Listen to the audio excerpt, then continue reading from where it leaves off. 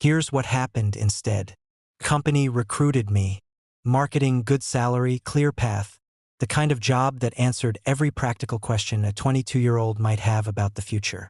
Security, stability, a reason to stop being afraid. My father had been out of work for most of my teenage years. I knew what financial fear looked like in a household. I knew the specific silence of a kitchen where two adults are doing the math and the math isn't working. I had decided, somewhere around 15, that I would never live in that silence. So when the job appeared, I took it. I told myself it was temporary.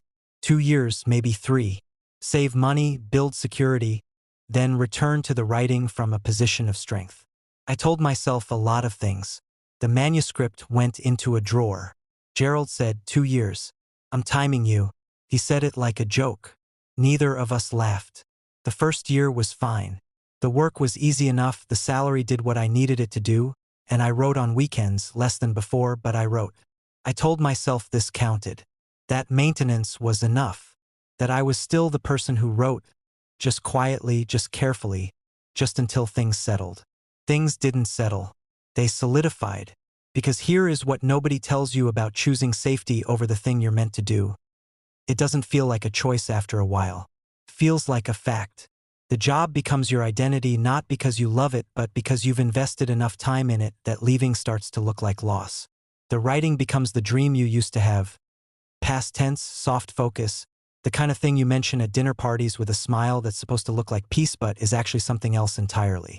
By year 3, I had stopped writing on weekends. By year 5, I had stopped thinking about it. Or I'd learned to stop noticing when I thought about it, which is not the same thing but feels identical from the inside.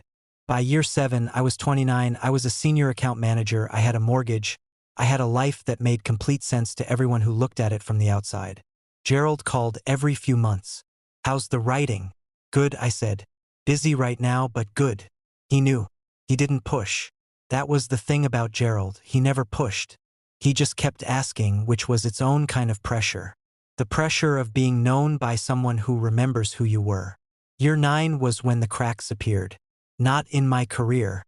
In me. I started waking at 3 in the morning for no reason I could name. Just awake. Alert. As if my body was trying to tell me something my mind had learned to ignore. I'd lie there in the dark and feel the weight of something I couldn't identify. Not depression exactly. Not anxiety. Something older and more specific. The feeling of a wrong turn taken so long ago that you've built a whole landscape around it. And now you're not sure you can find the road back. I mentioned it to no one. I bought a notebook. I didn't write in it. I carried it everywhere for 3 months without writing a single word, which might be the saddest sentence I've ever said. Then Gerald got sick.